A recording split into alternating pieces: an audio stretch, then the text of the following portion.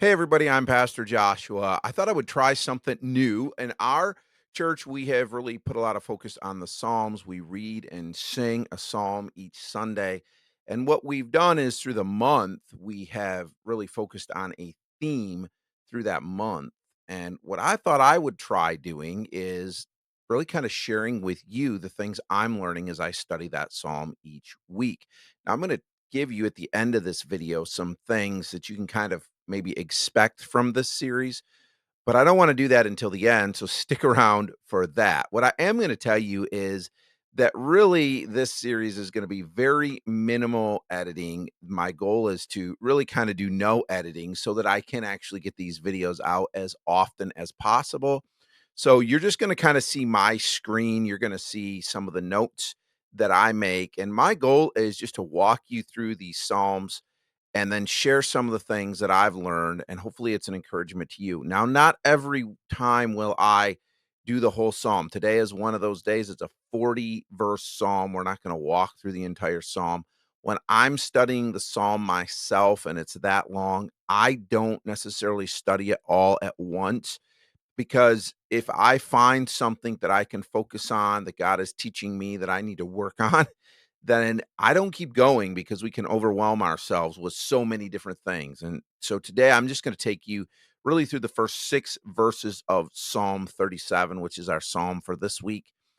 And I will just kind of share some things with you. So let's get to it. So what I have done over here, you can kind of see my screen. If you are looking and or watching on a phone, then you might want to move to a bigger screen so that you can actually see this. I will encourage you of this as well, that you go back either before or after this, read the entire psalm. If you're not from our church and you're finding this and you want to kind of follow along, well then great, but I would encourage you study the entire psalm as well, especially when I'm just giving you a little bit of it. So I've just gone through just as I normally would, and I've kind of highlighted this. Couple of things that I want to draw to your attention before we jump into this. This psalm is unique. It's unique in that it's not a praise to God and it's not a prayer. Most psalms are either a praise or a prayer or something along those lines. This is a wisdom psalm. This psalm, that's what we're focusing on this week, or rather this month in our church, and this is a wisdom psalm that gives us wisdom and how to live. Really, you could look at this as a sermon. It's written by David, and it is a direct challenge to you and I with direct commands. So, as we read this today and think through it, we need to realize that there are actually commands given to us that we need to follow through with.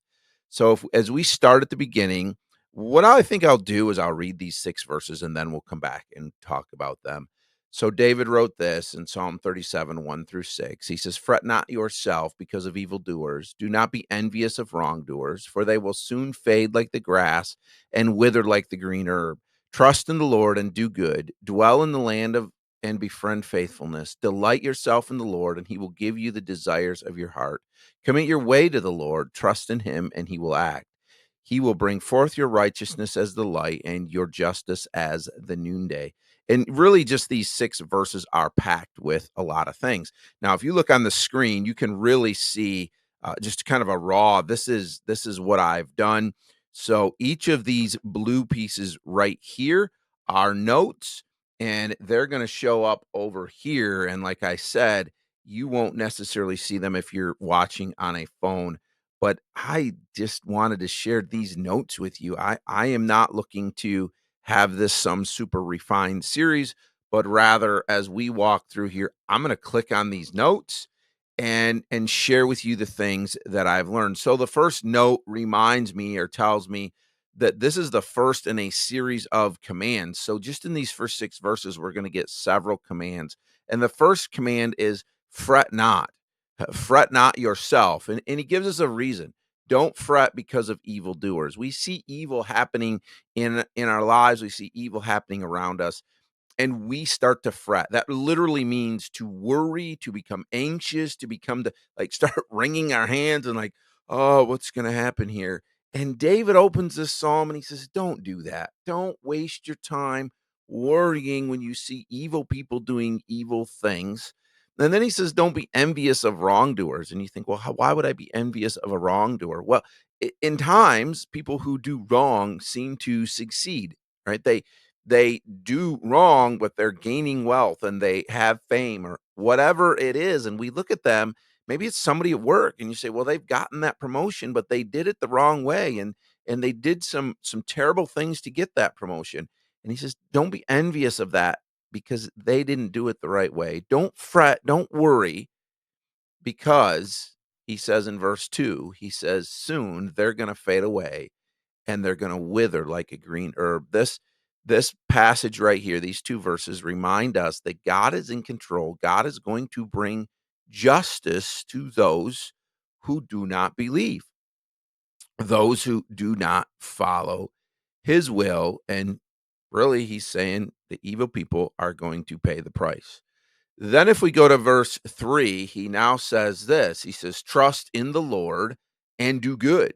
And there's a couple of things here that we want to look at. First of all, whoops, I hit the wrong button there.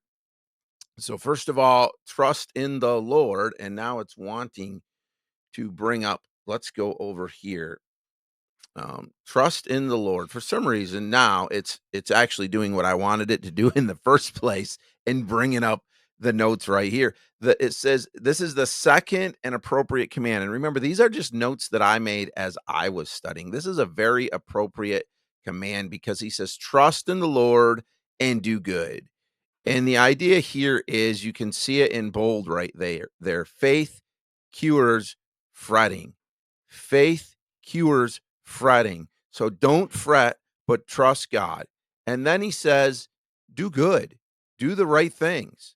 True faith is proven with obedience. James tells us that faith without works is useless. True faith is followed by obedience. If we say we have faith, if we say we're going to trust the Lord, we're not going to fret about evildoers. We're going to stay in our lane. We're going to do our thing, and we're going to do the right thing. So, first we're told not to fret. Then we're told to trust and do good. And then he says something interesting here. What we have to remember about the Psalms, first of all, they were written in a different time to a different people. They're also poetic. And what he is saying here, what David is saying here, he says, dwell in the land and befriend faithfulness. Here he's talking about the Israelites dwelling in the promised land. But we can take some application from that. And the application for us is our promised land, if you want to say it that way, is just literally living within God's will. The Israelites were living in the place that God provided for them. And as we walk this earth, there is a will, a place that God has for us. And the application is that you and I, instead of worrying about evildoers, need to just concentrate on living within God's will and abiding in Christ. Instead of worrying about others, I befriend faithfulness. I concentrate on being faithful to God and what I know He has called me to. And then he says in verse 4, delight yourself in the Lord. That word delight is an interesting word. We'll make it simple today. Well, it means that make God our joy and rejoicing in life. We want to make God our joy and rejoicing. Let's not worry about everything else, but focus on God. And the interesting thing that I was thinking through as I thought about this is as we make God our joy and rejoicing in life, there are a lot of things we put our joy and rejoicing in, but they're going to fail us. If we put our joy and rejoicing in our career, it's going to fail us. If we put our joy and rejoicing solely in our spouse, they're going to fail us. If we put it in friends, they're going to fail us. If we put it in our church, they're going to fail us. All those things are going to fail us. We need to have our joy and our rejoicing, the thing that we delight the most in, the thing that we desire the most is our God. Delight yourself in the Lord. And then he says he will give you the desires of your heart. And what I love about this is it's telling us a pleasant duty is rewarded with another pleasure. Isn't it amazing how God is that way? He calls us to do something that ultimately is pleasurable. And then he blesses us. He gives us the blessing of another good and pleasurable thing. So he says, delight in the Lord. This is the good and right thing for us to do, is to place our joy and our pleasure in God. But Then he says, when we do that, he's going to give us the desires of our heart. And this literally means if we delight in God, he'll give us anything we want. And if you've never heard that before, you might be questioning that. But let's think about this for a minute. People who make God their joy and rejoicing will only ask for things that please God. They're only going to ask for things that bring God glory. So God will give them anything that they ask for. Remember, the New Testament says if we ask anything according to his will, he will give it to us. Well, if we have joy and rejoicing in him, we are going to ask according to his will. So therefore, he's going to give us anything we want. In fact, if you begin to live this way, what you're going to find is this is kind of twofold. God gives you, as in he blesses you with the desires that your heart has, but as we delight in him, he also gives you the desires you should have, as in he changes your heart so you have the right desires, then you want the right things, then he gives you the right things. And then the psalmist continues, he says, commit your way to the Lord. Submit your entire life to God, and he will accomplish his plan for your life. Submit to God, trust him, and he will act. But we have to quit worrying and fretting about the evildoers. We need to practice and embrace faithfulness. We need to delight in God. Really, I think David is saying, stay in your lane. Don't let the rest of the world impact who you are and what you do. You put your focus on God, and he's going to work out your life according to his plan. And then verse 6 says this. He says, he will bring forth your righteousness as the light and your justice as the noonday. In other words, he's saying when you feel like the evil people are getting all the recognition, the evil people are getting they're getting away with everything, and you, the righteous person, you're not even being noticed for your righteousness, you're not being blessed for your righteousness. The psalmist is saying, yes, one day you will be blessed for your righteousness. Your righteousness will be shown, and you will experience justice. So I hope this is a little bit of a help to you. I need you guys to do something for me. First of all, I need you to let me know if you want me to continue this series. This was an idea that I had this morning, and I thought, man, if I'm already studying the Psalms, maybe people would enjoy working through them with me. And like I said, this is a 40 verse psalm, so we only covered the first 6 verses. I will try to cover the entire psalm as much as I can. But if this is something that you really would like me to continue, then please, I need you to put a comment down underneath this video and let me know that yes, this is something I definitely want you to keep doing. And I will try to do it as often as I can. In our church, we have a psalm a week, and that would be my goal. I'm just going to tell you right now, I can't always do it. There's going to be things that come up, so I can't do a psalm a week. And I'm also going to say I'm going to try to do this as early in the week as I can. I had this idea late in the week, but then my goal would be to get the rest out early in the week. But again, I can't promise you when it would come out. So that means you need to subscribe to my channel, hit the little bell so you get a notification every time I upload a video. That way you're going to know when I upload a Psalms video. And make sure if I've encouraged you, like this video as well. And that way I'll know that this video is helpful for you.